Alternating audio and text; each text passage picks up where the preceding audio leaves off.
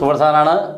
നമ്മുടെ +2 say improvement exam കഴിഞ്ഞ ശേഷം കുട്ടികൾ ഒത്തിരി പേർ പേരൻസ് ഉൾപ്പെടെ ഫോൺ ചെയ്യുകയും അതേപോലെ വാട്സപ്പിൽ മെസ്സേജ് അയക്കുന്നുണ്ട്.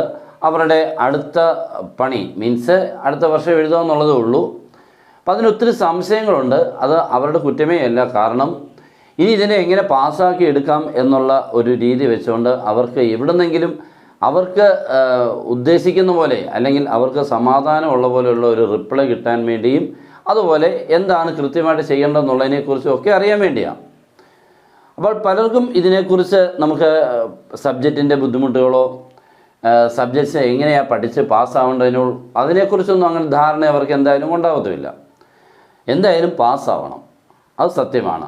അതിനുള്ള ഞാൻ ചില വഴികൾ, നിങ്ങൾ ചെയ്യേണ്ട രീതികൾ, എങ്ങനെയാണ് നിങ്ങളിനി ഇമ്പ്രൂവ്മെൻ്റ് എഴുതേണ്ടത് എന്ന് പറഞ്ഞാൽ പഠിച്ചെഴുതുന്നതിനെക്കുറിച്ചല്ല, അതിൻ്റെ സ്ട്രാറ്റജിയാണ് നമ്മൾ പറയുന്നത്, അതിൻ്റെ രീതി എങ്ങനെയാണ് നിങ്ങൾ സെലക്ട് ചെയ്യേണ്ടതെന്നുള്ളത്. അപ്പോൾ അതിനൊന്ന് രണ്ട് ഞാൻ എക്സാമ്പിൾസുകൾ എടുക്കാം. ഇപ്പോൾ നമുക്ക് ഏതെങ്കിലും ഒരു subject first year second year നമുക്ക് മാർക്കൊക്കെ കിട്ടി. ഇപ്പം ഫസ്റ്റ് ഇയർ ഇപ്പോൾ ഇമ്പ്രൂവ്മെൻറ്റിന് കിട്ടിയ ഒരു മാർക്ക് എന്ന് പറഞ്ഞാൽ ഇപ്പോൾ ഒരു 16 മാർക്കാണെന്ന് വിചാരിക്കുക. ഫസ്റ്റ് കേസാണേ, ഒന്ന് രണ്ട് കേസ് ഒന്ന് കാണിക്കാം. 16 മാർക്ക് കിട്ടി. സെക്കൻഡ് ഇയർ നമുക്ക് എഴുതിയപ്പോൾ 17 കിട്ടി. നമുക്കറിയാം രണ്ടും കൂടെ എഴുതിയപ്പോൾ 33 ഉള്ളൂ അല്ലേ, 33 ഉള്ളൂ. അപ്പോൾ നമുക്ക് ജയിക്കുന്നത് അതിനെക്കുറിച്ചുള്ള ഒരു എങ്ങനെ ഇനിയും ജയിക്കണം, 36 വേണമല്ലോ. രണ്ടാമത്തെ കേസ് ഒത്തിരി പേർക്ക് 10 താഴെയുണ്ട് കേട്ടോ, 10 താഴെയൊക്കെ ഒത്തിരി പേർക്കുണ്ട്. ചിലർക്കിപ്പോൾ ഒരു 10 മാർക്ക് കിട്ടി, ഇവിടെ നിങ്ങൾക്ക് 12 കിട്ടി, അങ്ങനെയുള്ളൊരു കേസുണ്ട്. അപ്പോൾ നമുക്ക് രണ്ടുകൂടെ ചേരുമ്പോൾ വെറും 22 മാർക്കേ കിട്ടുള്ളൂ. ഇനി മൂന്നാമത്തെ കേസ് എന്ന് പറഞ്ഞു കഴിഞ്ഞാൽ ഇവിടെ ഒരു 12 മാർക്ക് കിട്ടി, ഇവിടെ ഒരു 18 മാർക്ക് കിട്ടി. എന്തായാലും നമുക്കറിയാം ഇത് എഴുതിയാൽ മതി എന്നൊക്കെ ഉള്ളത് അറിയാം അല്ലേ. അപ്പോൾ ഞാൻ ഇച്ചിരൂടെ ഒന്ന് കുറയ്ക്കുകയാണ്. ഇതൊരു 8 മാർക്കേ വന്നിട്ടുള്ളതെന്ന് വിചാരിക്കും, 8 മാർക്ക്. അപ്പോൾ പലരുടെയും സംശയം 12 8 20 ഉള്ളൂ. അപ്പോൾ ഇവിടെയൊക്കെ നമ്മൾ ഏതൊക്കെ എഴുതണമെന്നുള്ളൊരു കൺഫ്യൂഷൻ ഒത്തിരി ഉണ്ട്.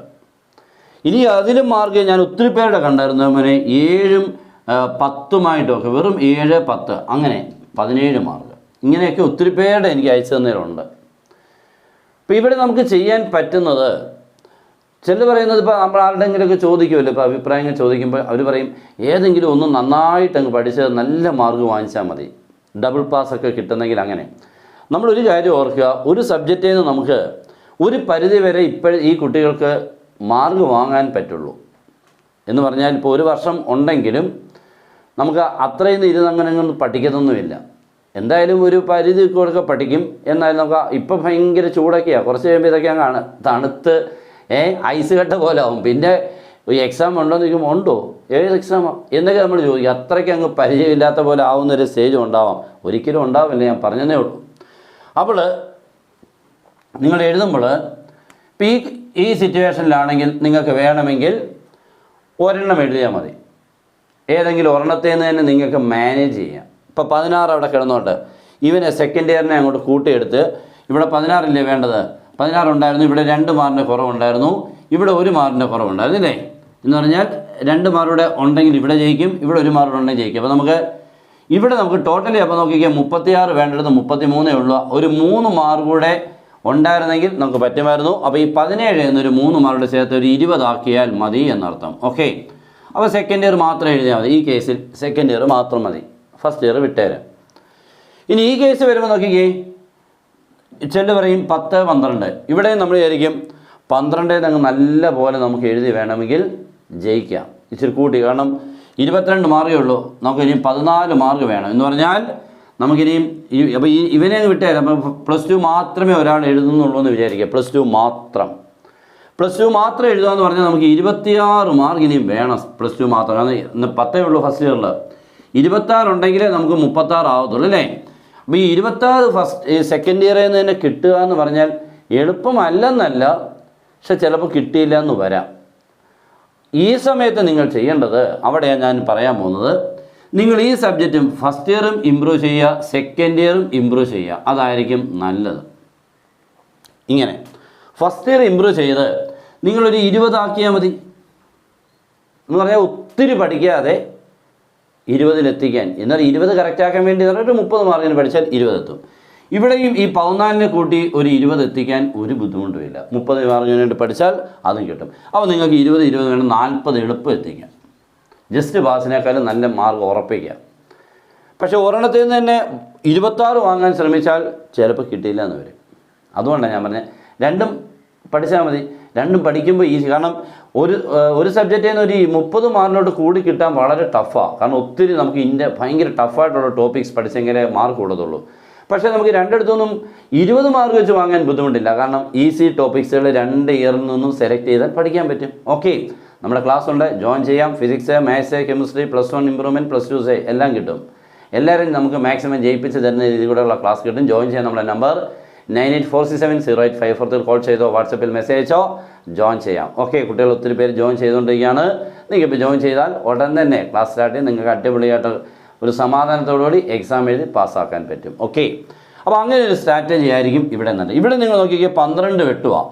അപ്പോൾ നിങ്ങൾ വിചാരിക്കും 12 ഉണ്ടല്ലോ, ഇനിയും ഇവിടെ ഒരു 8നെ അങ്ങോട്ട് കൂട്ടിയെടുക്കാം എന്ന് പറയുമ്പോഴും നമുക്കൊരു റിസ്ക് ആണ്.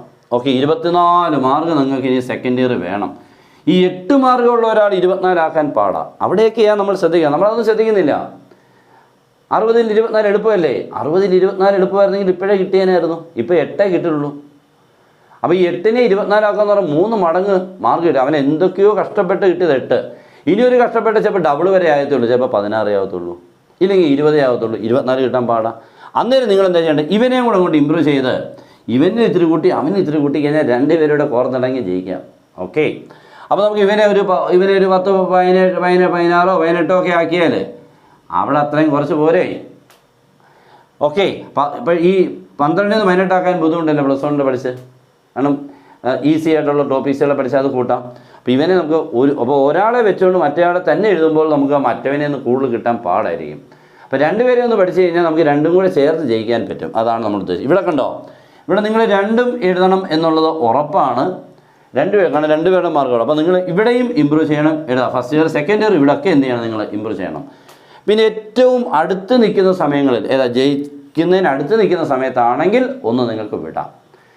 അല്ലാതെ ഒരാളെ തന്നെ കൂടുതൽ മാർക്ക് വാങ്ങിച്ച് ജയിക്കാനുള്ളൊരു രീതിയാണെങ്കിൽ നിങ്ങൾക്ക് ചിലപ്പോൾ കിട്ടിയില്ല എന്ന് വരും. ഓക്കെ, അപ്പോൾ ഇതൊന്ന് നിങ്ങളൊന്ന് പറയാൻ വേണ്ടിയായിരുന്നു.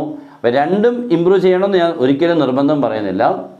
നിങ്ങൾ ചെയ്യേണ്ടത് മാർക്കിനെ ബേസ് ചെയ്ത് ജയിച്ചതിന് ഒരു 18-നടുത്തൊക്കെ ഫസ്റ്റ് ഇയർ ഉണ്ടെങ്കിൽ അവനെ വേണം വിട്ടേരെ. പക്ഷേ ഈ സ്റ്റേജിലും ഒക്കെ നിങ്ങൾക്ക് 2ഉം എഴുതുന്നതായിരിക്കും നല്ലത്. ഓക്കെ, വലിയ ബുദ്ധിമുട്ടില്ല. നമുക്ക് ഒത്തിരി പഠിക്കാതെ എന്തായാലും 2 ഇയറിലെ ഈസികളെ പഠിച്ചാൽ നമുക്ക് 20 കിട്ടാം. പക്ഷേ ഒരാളെ നിർത്തിക്കൊണ്ട് മാറ്റി 20 കൂടുതൽ കിട്ടാൻ നോക്കുമ്പോഴത്തേക്ക് ഇത്തിരി പാടായിക്കൊണ്ടിരിക്കും. അതുകൊണ്ടാണ് 2ൽ നിന്നും പഠിച്ചു കഴിഞ്ഞാൽ ഈസിയായിട്ട് നമുക്ക് 20 എത്തിക്കാൻ വളരെ ഈസിയാണ്. അങ്ങനെയുള്ള ചാപ്റ്റേഴ്സുകൾ നമുക്ക് ആദ്യം സെലക്ട് ചെയ്യാൻ എളുപ്പമാണ്. അങ്ങനെയുള്ളവരെ പഠിച്ച ശേഷം ഉറപ്പായിട്ട് നിങ്ങൾക്ക് ജയിക്കാൻ ഉറപ്പിച്ച് പറ്റും. ഓക്കെ, അപ്പോൾ ഇതൊന്ന് നിങ്ങളെല്ലാം ഒന്ന് കാണുക, വൃത്തിയായിട്ട് കാണുക. ഞാൻ പറഞ്ഞതിന് ഉദ്ദേശം എന്താണ്? ഒരു എക്സാമിന് തന്നെ കൂടുതൽ മാർക്ക് വാങ്ങാൻ പാടാണ്. ഇപ്പം നമുക്ക് ആദ്യം ഒരു 20 മാർക്ക് കിട്ടിയ പോലെ അല്ല അടുത്ത 20 മാർക്ക് കിട്ടാൻ. ഒരു എക്സാം ഇപ്പോൾ നമ്മൾ +2 ആദ്യത്തെ ഒരു 20 മാർക്ക് വേണമെങ്കിൽ നിങ്ങൾക്ക് എങ്ങനെയും ജയിക്കാം. പക്ഷേ അടുത്തൊരു 20 കിട്ടാൻ ഈസി അല്ല, 10 പോലും കിട്ടാൻ ഈസി അല്ല. പിന്നെ 10 കിട്ടാൻ അതിലും ടഫ്. എന്ന് പറഞ്ഞാൽ നമുക്ക് നല്ലപോലെ ഇറങ്ങിച്ചെന്ന് പഠിച്ചെങ്കിലേ പിന്നെയുള്ള ഓരോ മാർക്കും നേടാൻ പറ്റുള്ളൂ. പക്ഷേ ഏകദേശം 20 കിട്ടാൻ വലിയ പാടില്ല താനും. അപ്പോൾ ഫസ്റ്റ് ഇയറും സെക്കൻഡ് ഇയറും നമ്മൾ അങ്ങനത്തെ 2 20കളെ കിട്ടിയാൽ ജയിച്ചു. അപ്പോൾ ഒരെണ്ണത്തിന് 30, 28 ഒക്കെ വേണ്ടി വരുന്ന സമയത്ത് പാടായിരിക്കും. ആ ടൈമിലൊക്കെ നിങ്ങൾ എന്ത് ചെയ്യണം? മറ്റേല്ലാം കൂടെ ഒന്ന് എഴുതി ഇത്തിരി കൂട്ടിക്കൊണ്ട് മറ്റവനെ അത്രയും മതി. അതായിരിക്കും 2ഉം കൂടി ഒന്ന് ലിഫ്റ്റ് ചെയ്താൽ എളുപ്പമാവും. ഓക്കെ, അപ്പോൾ മാക്സിമം ഇതൊന്ന് ഷെയർ ചെയ്യാൻ നിങ്ങൾക്ക് ഇഷ്ടപ്പെട്ടാൽ മാത്രം കേട്ടോ. ഞാനിപ്പോൾ എൻ്റെ മനസ്സിൽ തോന്നിയ ഒരു സ്ട്രാറ്റജി അല്ലെങ്കിൽ അതിൻ്റെ രീതി അല്ല ഒരു മെത്തേഡ് അല്ലെങ്കിൽ ടെക്നിക്ക് പോലെ തോന്നിയെങ്കിൽ അത് നിങ്ങൾക്കൂടെ ഇഷ്ടപ്പെട്ടെങ്കിൽ മാത്രം നിങ്ങൾ ഷെയർ ചെയ്താൽ മതി. പക്ഷേ ഇഷ്ടപ്പെട്ടാൽ വേറെ ആൾക്ക് പറയാനുണ്ടെന്ന് ഉണ്ടെങ്കിൽ നിങ്ങളൊന്ന് ഷെയർ ചെയ്യാൻ ശ്രമിക്കുക. Good bye.